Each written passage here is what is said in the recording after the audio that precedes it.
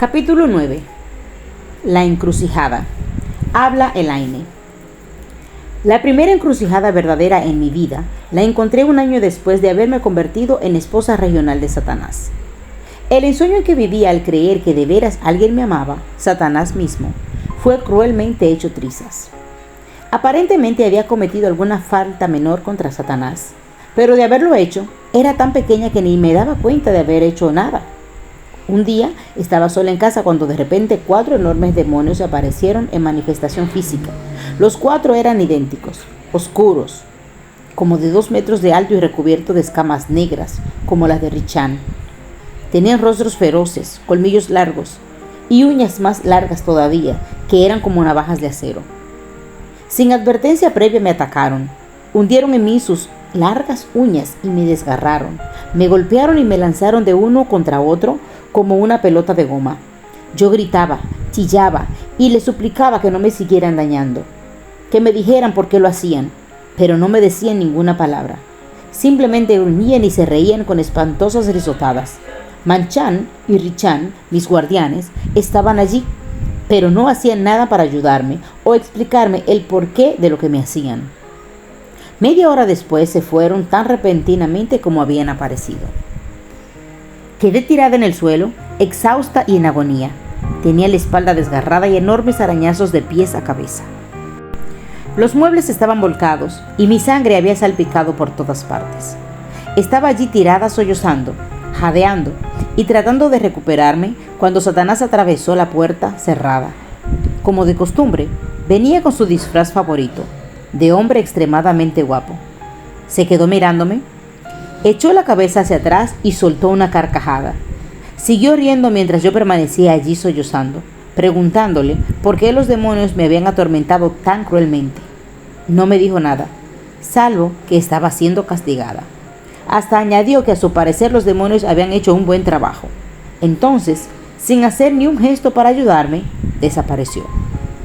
No tenía explicación para ello, excepto una: Satanás me aborrecía y era un mentiroso.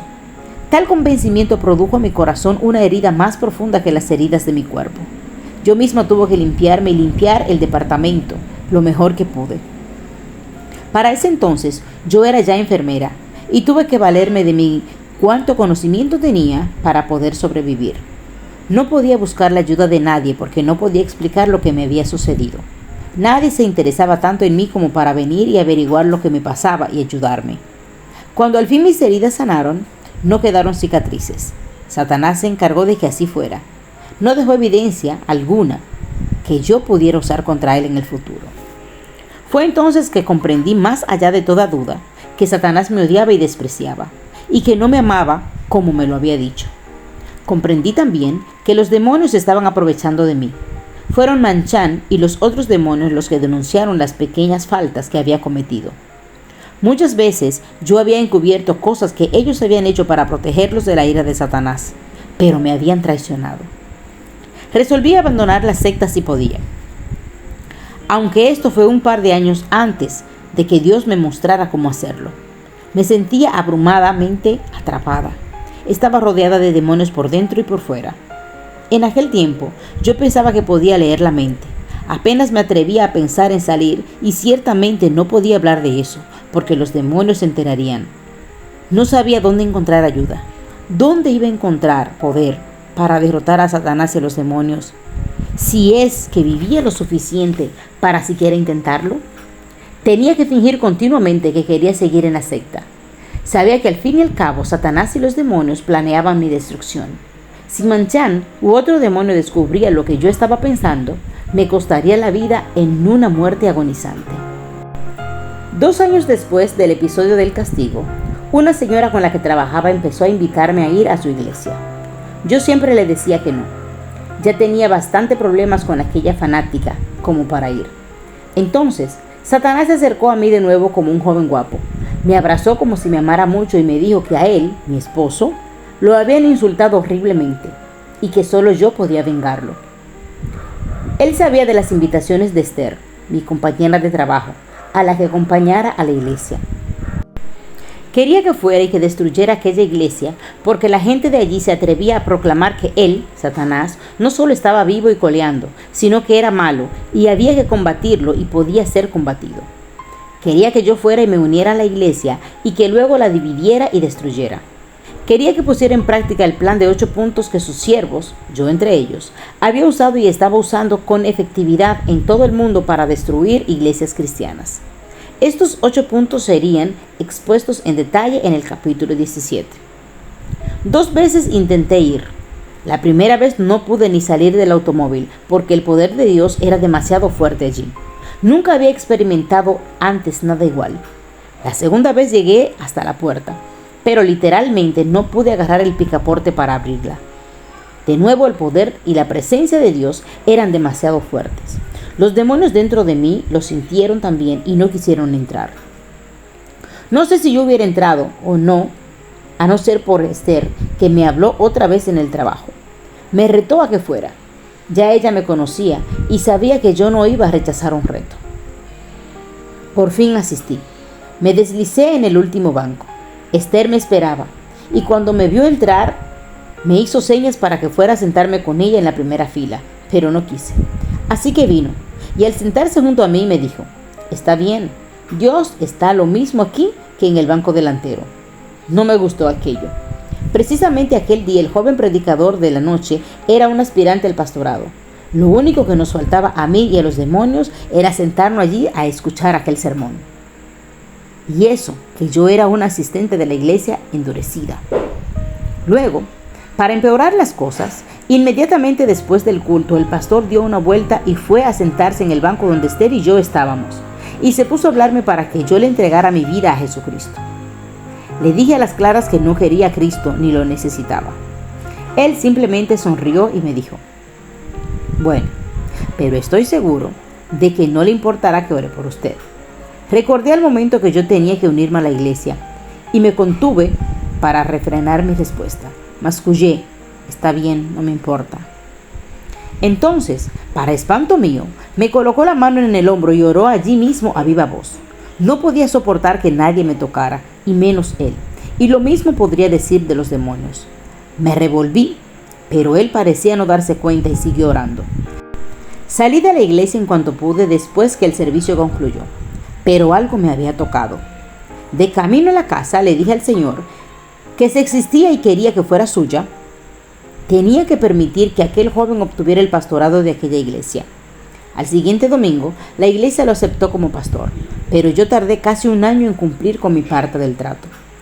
Durante aquel año ocurrió otro incidente que resultó trascendental en cuanto a hacerme comprender que Satanás mentía, que hay un poder mayor que el suyo y que Jesús era la respuesta. Poco después de haber comenzado a asistir a la pequeña iglesia, Satanás me visitó muy enojado. Me dijo que había una doctora muy inteligente en su hospital favorito, en una ciudad cercana. Aquella doctora no solo interfería demasiado, predicando y orando en todas partes, sino que se había atrevido a meterse con varias de sus mejores brujas y el trabajo que realizaban en aquella institución. Satanás me ordenó que ordenara un esfuerzo nacional entre las principales brujas para destruir a aquella doctora. No le importaba cómo lo hiciéramos, pero aquella doctora había que matarla y pronto. No supe sino hasta 2 años después que el blanco de aquel masivo esfuerzo de destrucción con brujería era Rebeca. Tiemblo al pensar lo que habría sucedido si hubiésemos triunfado. Gracias a Dios que no lo conseguimos. Obediente, tomé el teléfono y llamé a Helen, quien entonces era la bruja jefe en aquel hospital. Le referí las órdenes de Satanás y delegué en ella el organizar el resto. Durante los meses siguientes, poco pensé en el asunto excepto al hacer los conjuros periódicos que se necesitaban. Entonces, tras unos 6 meses comencé a darme cuenta de que cada vez que hacía un conjuro contra aquella doctora, los demonios regresaban sin poder llegar. No estaba muy contento. Aquella era una complicación que yo no necesitaba precisamente entonces. Me intrigaba porque jamás había experimentado algo semejante. No le conté a nadie el problema porque reconocer que mis poderes me fallaban hubiera sido fatal para mí. Unas 3 semanas antes de entregarme a Cristo, recibí una llamada de Helen. Aquella doctora que había salido moribunda del hospital 4 meses antes había vuelto al trabajo. Y no solo había regresado, sino que estaba completamente curada. Increíble. ¿Cómo era posible? Comprendí entonces que algún poder mayor que cualquier otro de los que yo había visto nos había interceptado, y recordé la cadena de ángeles en California. Aquella doctora seguramente tenía el mismo poder que aquella familia, y comprendí que ese poder era Jesucristo. Aquel mismo día, Satanás regresó muy molesto a preguntarme por qué habíamos fracasado. ¿No lo sabes?, le pregunté. Sí, respondió, pero quiero saber si tú lo sabes. Bueno, supongo que alguien nos habrá interceptado con oraciones. Exactamente, respondió con brusquedad, y después desapareció. Durante aquel periodo, yo había estado asistiendo con regularidad a la pequeña iglesia. No tardé mucho en comprender que era impotente para destruirla. Aquella gente pasaba por cuanta artimaña se me ocurría, pero seguían amándome y orando por mí. Me empezaron a gustar. Era gente sincera. Amaban tanto al Señor que no les importaba quién era yo, ni de dónde venía, ni cómo vestía o hablaba. Lo único que les interesaba era mi alma. Les importaba tanto que no cesaban de orar por mí. Sus oraciones me empujaron al altar un domingo en la noche, en que por fin dije: Jesús, te quiero y te necesito. Perdóname y ven a mi corazón y en mi vida. ¡Qué lucha tan grande! Manchan y los demás demonios trataban de mantenerme la boca cerrada. Me gritaban en la mente que me habían mentido, que Dios no existía y que Jesús estaba muerto. Pero yo sabía lo mentiroso que eran y no les hice caso. En aquel momento, Manchan y los demás demonios comenzaron a hacer y a deshacer. Lo primero fue volar a contarle a Satanás lo que yo había hecho, y allí mismo empezó el gran lío. Cuando regresé a casa aquella noche, Satanás fue a verme, pero las cosas eran extremadamente diferentes. Normalmente, Satanás llegaba y me ponía la mano en el hombro o me cargaba en sus brazos, pero esta vez se mantuvo alejado. Pude ver que estaba acompañado de muchos demonios poderosos, pero ellos también se mantuvieron lejos de mí. Satanás hervía en cólera. ¿Qué demonios crees que estás haciendo?, me gritó. Te estoy dejando, le contesté. No puedes hacerlo. ¿Que no? Ya lo hice. Eres mi esposa, yo te conquisté, y si no haces lo que te digo, te mataré. No puedes violar el contrato. Prefiero morir por Dios que seguir siendo tu esposa. Ese contrato ya no es válido porque ha sido cubierto por la sangre de Cristo. Lo único que tú puedes ofrecerme es mentiras y destrucción. Estás dando un mal paso y pronto te lo voy a demostrar. Solo vete de mi casa. Mira, tú no eres realmente cristiana. ¿Qué dices? Que los cristianos no dicen malas palabras. No se me había ocurrido aquello, pero desde luego hacía solo 2 horas que era cristiana y estaba acostumbrada a hablar como se me venía en gana cuando no estaba en la iglesia. ¿Y qué? Yo sé lo que soy porque le pedí a Cristo que me perdonara mis pecados y viniera a mi corazón. Y sé que lo ha hecho. Te crees eso, pero no es así. Yo estaba ya tan molesta que intenté saltar y darle un puñetazo en la nariz, pero por algún motivo no pude mover los pies. Satanás, ya muy enojado también, me gritaba amenazas. De repente sentí que una cálida paz me embargaba. E inequívocamente escuché la voz del Señor que hablaba por primera vez a mi espíritu. Me dijo: no temas, hija mía, yo estoy aquí, y Él no puede hacerte daño. Otra vez le dije a Satanás que se fuera, pero esta vez mencioné el nombre de Jesús y al instante desapareció. Calculo que Satanás regresó unas 7 veces en las 2 semanas siguientes. Unas veces vino haciendo gala de sus encantos, como el más amante esposo, pero casi todas las veces llegó furioso. Quería persuadirme para que cambiara de opinión. Me dijo que Jesús estaba muerto. Me amenazó con muchas cosas, pero ni una sola vez se me acercó. Siempre guardaba la distancia, y lo mismo los demonios. Muchas veces llegaron muchos demonios con intenciones de torturarme, como aquellos 4 lo habían hecho anteriormente, pero siempre se detenían a corta distancia de mí, confundidos y espantados, y se marchaban sin decir nada. Poco a poco fui comprendiendo que estaba recibiendo alguna protección especial del Señor.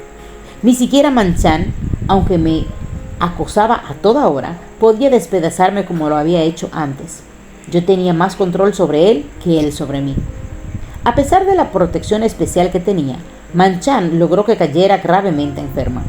A las 2 semanas me encontraba como paciente en un hospital que no conocía y en una ciudad extraña. No me daba cuenta de que el Señor lo estaba permitiendo. Mi largo camino hacia la total y completa liberación de los demonios comenzó en aquel lugar.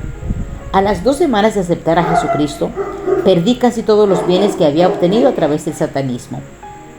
Pero alabo al Señor porque Él ya estaba al frente de todo y porque comencé una nueva vida con Jesús. Al final conocí a la persona que tanto luché por matar, Rebeca. Si te ha gustado este capítulo, dale like, comparte y no olvides seguirme. Dios te bendiga. Hasta el próximo capítulo.